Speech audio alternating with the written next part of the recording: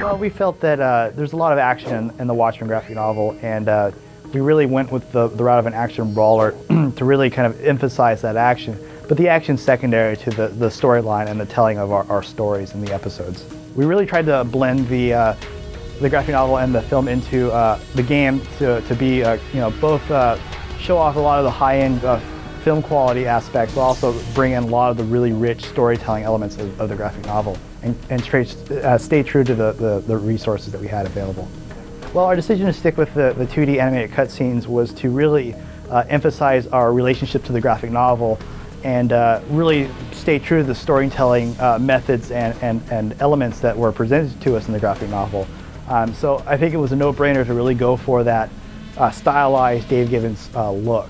Well, our combat system starts with basic action brawler type elements, punching and kicking and such, but it gets more depth into it by offering chainable combos. You can freely attack any opponent in your range. We also offer a wide variety of different finisher moves, weapons that you can pick up, and all kinds of cool gadgets that Night can use.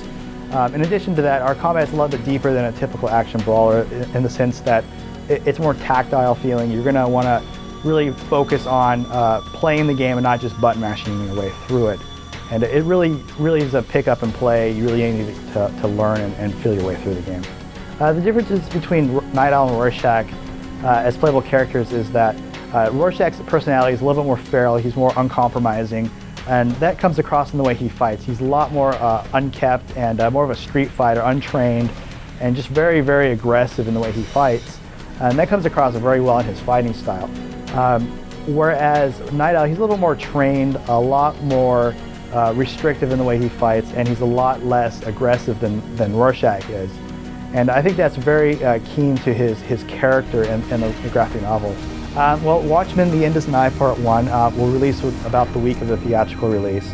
We're looking at releasing episode 1 then. Future episodes will be announced accordingly as we get more information about those.